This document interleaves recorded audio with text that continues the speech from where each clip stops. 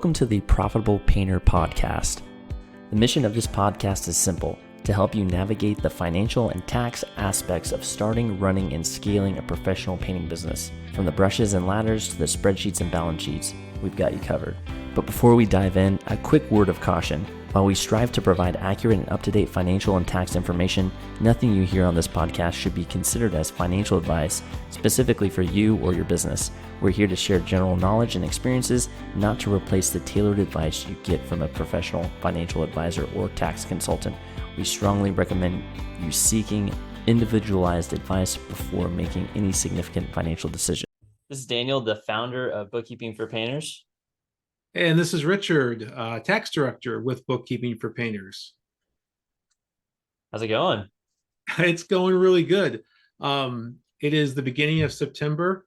The first NFL game of the season was last night, so that was enjoyable to watch. Maybe not so much if you're a Kansas City fan, but it was a good game nonetheless. So I'm excited to get back to football. Yeah, Daniel's looking at me like yeah, I totally. I watch MMA, UFC when I can, but my dad was really big into football, and then so I was very familiar with it growing up, but then I stopped following it. So I'm more like the more violence. It's not violent enough for me, you know. Football's not American football is not. Gotcha. Okay. Yeah, and there needs to be blood to keep me Right. entertained. Right. Yeah, so I have not heard that one before, but I appreciate you sharing. So was your dad a big Washington fan then? No, Giants. New York Giants was his. Oh, okay. Yeah, not that he was born in New York, but he just grew up there. I guess at a pivotal time in his life or something, and he started following the New York Giants. So that was his team. Awesome. Awesome. Well, you know what's not bloody and violent is at least I hope not, is your meals, is your business meals. Worst segue ever. Yeah. But that's what we got to talk about today is having meals and can you deduct those meals as a business owner? And this one is complicated, to be honest with you. There's a lot of rules around it and a lot of misunderstanding. So I thought maybe we could talk about some examples, what you can deduct, what would not be deductible, and maybe give a little bit of guidance as to how you might be able to structure things to be a little bit more tax advantage when it comes to lunchtime. Yeah, it's definitely complicated. I mean, of the all the things in the tax code that are complicated, you would think going and buying some food would be a pretty straightforward transaction that would be deductible or not deductible, but that's definitely not the case. And also it keeps changing, so that make it more confusing. Yeah. There was a time when not only meals but also entertainment was tax deductible. So you could buy a client or a customer, tickets to the next Giants game, and you guys could go and talk a little business, build a little relationship, and enjoy a tax deduction. Well, the entertainment portion has been completely removed from the tax code by the Tax Cuts and Jobs Act of 2017. So no more baseball tickets, no more football tickets, concert tickets, rounds of golf. All of that is zero deductible. Deductibility, zero deductibility. Still fun, but not tax deductible. However, the meals portion does remain. So if you are going out to some kind of entertainment venue and you can get a separate statement of what part of the ticket was for entertainment and what part of the ticket was for dinner, you could deduct the dinner part, but not the entertainment part. So if you take your painters out to an NFL game, the ticket to go into the stadium is not tax deductible, but when you wave down the hot dog guy, you can deduct that part if you buy it for your employees. Possibly, yes. And it's like an annual employee appreciation type thing. Yeah, the entertainment part. So again, there's a lot of gray area here, but the entertainment part is going to probably not be deductible. This more likely comes up in a situation where, like, let's say you buy the skybox at the NFL game, and they give, if you can get them to give you a separately stated bill where X amount was for tickets to the game and X amount was for the buffet, then the part for the buffet, because it is a meal, that could be tax deductible.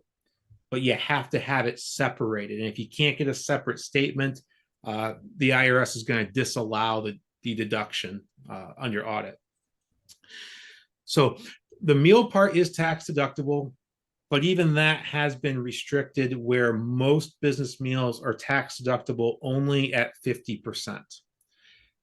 And you might be thinking, wait a second, I know I filed my taxes last year. I took 100% deduction. That was last year, and that was in 2021. We had a little bit of a special circumstance. We were coming out of COVID. Congress wanted to encourage people to eat out more. So they made restaurant meals 100% deductible for 2021 and 2022. Now we're in 2023, and that special provision has ended. We are back to the standard of only 50% deductible. So, what kind of meals can be deducted? Well, that is covered by Section 274 of the Internal Revenue Code. And the wording there is that the food and beverage must be provided to a current or potential business customer, client, consultant, or similar business contact. So, like most great legislation, it is vague and open to interpretation.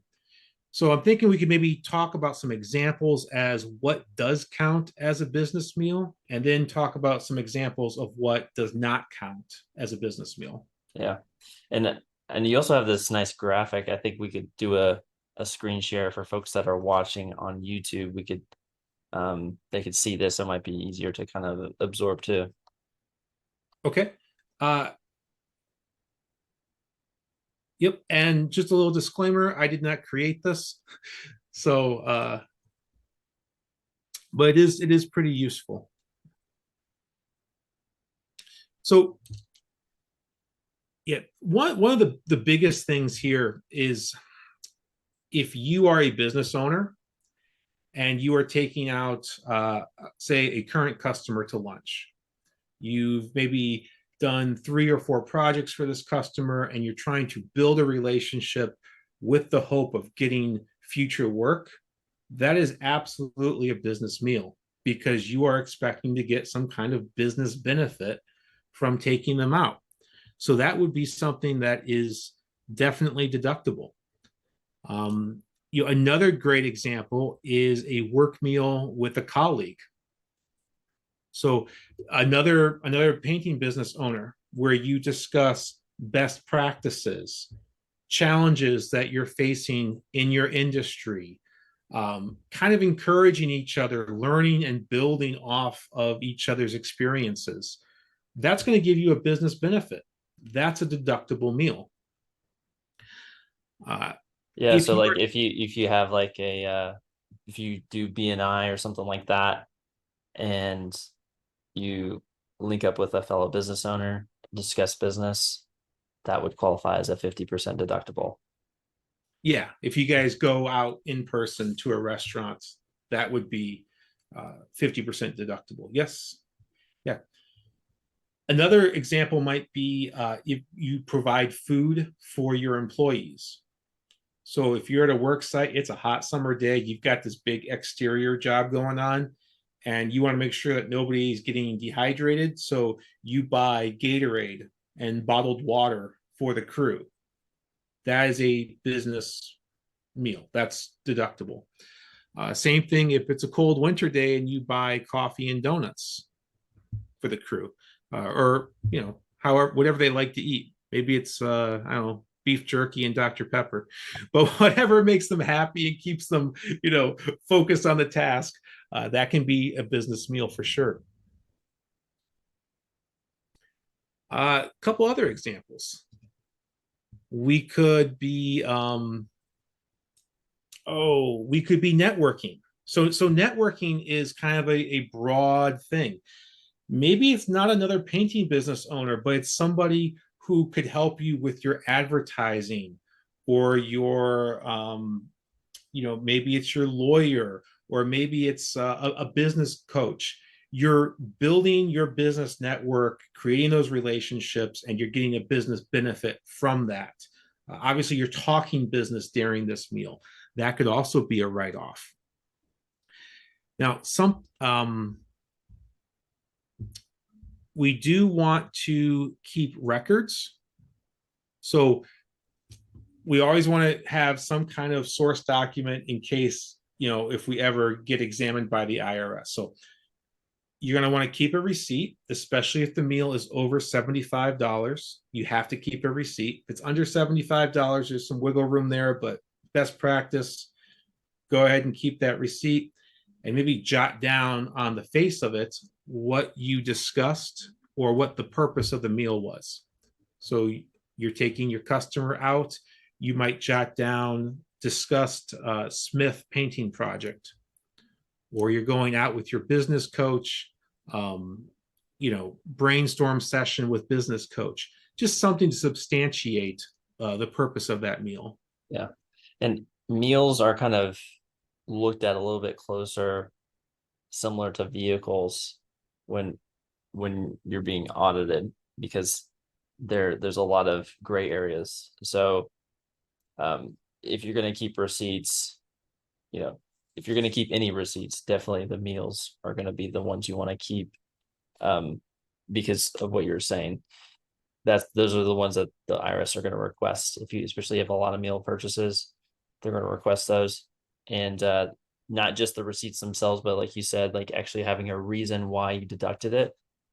And the easiest way, that's something we help folks out with, is get them set up on some receipt management software where they can basically have an app on their phone. They, go out to eat with a referral partner, or take their employees out, or take out a client, whatever it is. And then they just write on the face of the receipt, and then they snap a picture of that receipt, and that goes into the cloud storage, and they're good to go. That's one option. Obviously, you could also just keep like a hard copy of it too. But if you're like me, and I don't like to have any kind of paper, I like to keep it in the cloud. You can just use some sort of receipt management software. Yeah, absolutely. Always good to have some kind of contemporaneous record. That's the fancy term for it. Because if you ever do get examined, it's great to know that you've got the paperwork to back it up. And I think there's something satisfying about dropping a shoebox full of receipts in front of an IRS auditor, or sending him a PDF that's 100 pages long of receipts. So we talked a lot about what a good business meal would look like. Maybe we could talk a little bit about what wouldn't qualify as a business meal. So this is kind of the negative. Yeah. Yeah. I quite frequently, especially with the newer business owners, they kind of start using their business debit card as kind of their, oh, I'm driving in between jobs, I gotta go, I'm kind of hungry, I'm gonna stop by McDonald's and put on the business card. So they'll have just a ton of really just personal purchases, and it's just meals for themselves going out.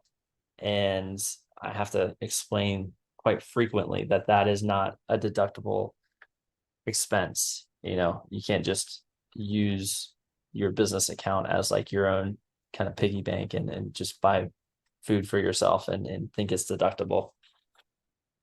Yeah, unfortunately not. We kind of have a rule of thumb that if you're by yourself, it's probably not a deductible meal. Now some people ask, well, what if I'm by myself, but I'm on the phone doing business with the client? Yeah, they kind of need to be there with you if you're going to deduct the meal. So that would not count. Now there is an exception if you're traveling. So if you are traveling for business, and that is defined as being more than 100 miles away from your tax home, then the meals you eat on the road for business could be 50% deductible, even if you're alone. But generally speaking, they would not be. So so if you travel, if you're going to the PCA convention, this year, I think it's in Orlando.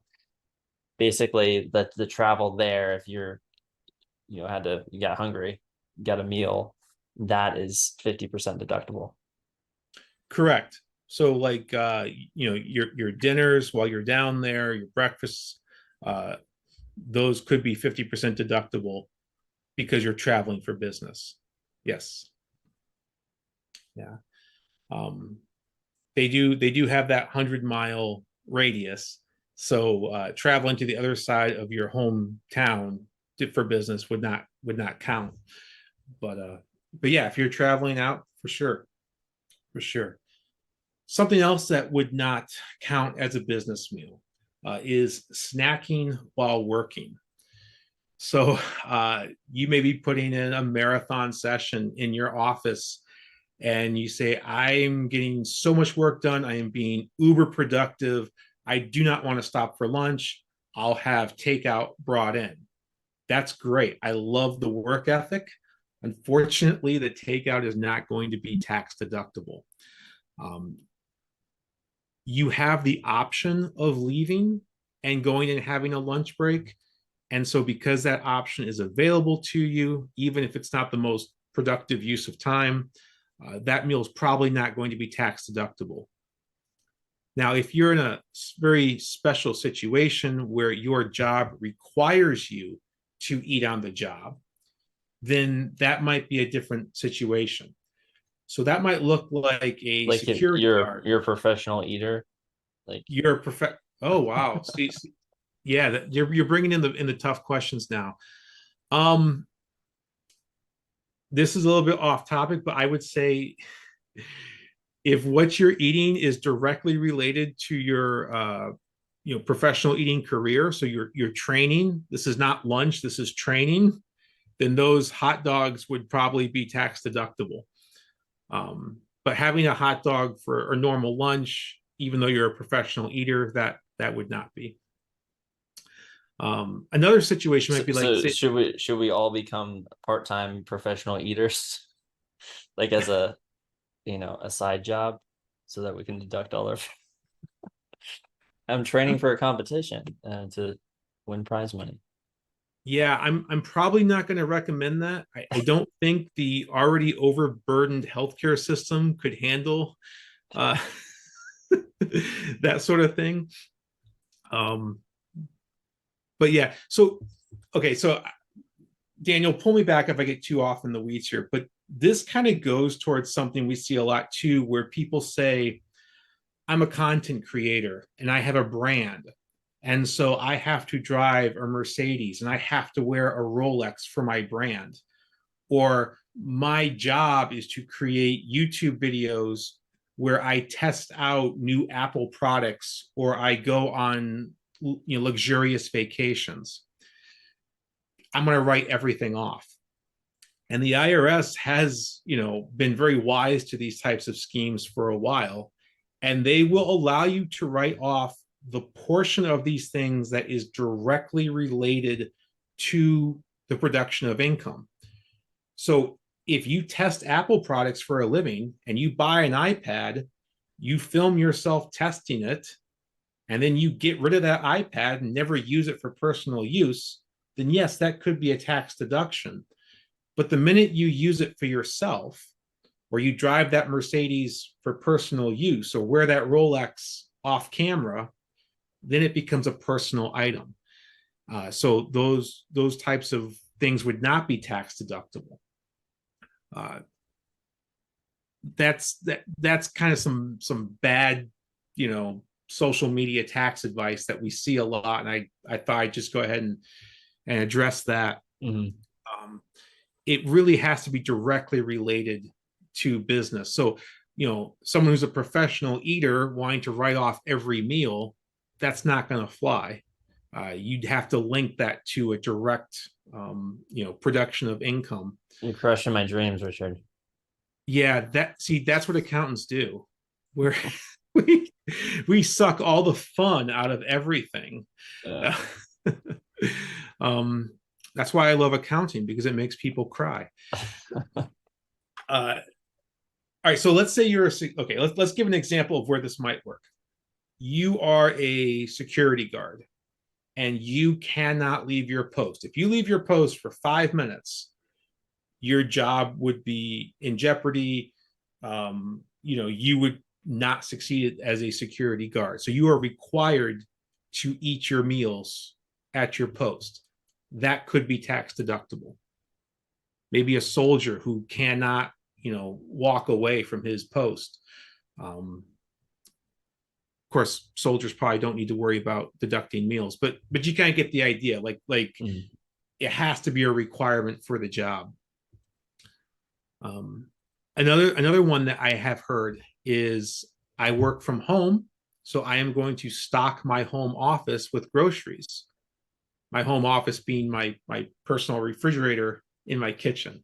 Yeah, that's not going to fly. For all the reasons that we mentioned before. Yes, it is true that the business owner has to eat in order to produce income, but that one has been ruled on before. That's not going to work.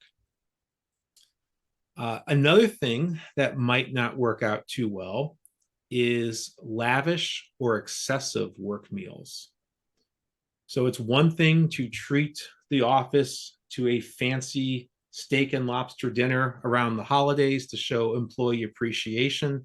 That one might actually be 100% deductible because it's a special employee appreciation event. It is not reasonable to have steak and lobster brought into the office every night. That one's probably not going to fly. What if I have a bunch of allergies and I can only eat lobster and steak, Then you should probably pack that in your lunchbox and stink up the break room with the microwave. Yeah. Again, I might like by all means. I mean, if you love lobster, you should eat lobster every night. But we can't expect to write that off on our taxes. There's a level of they talk about facts and circumstances. Would a reasonable person consider this to be an ordinary and necessary business expense? Coffee and donuts for the team meeting, that seems totally reasonable. Steak and lobster for yourself every night, like we know that's not going to fly, right?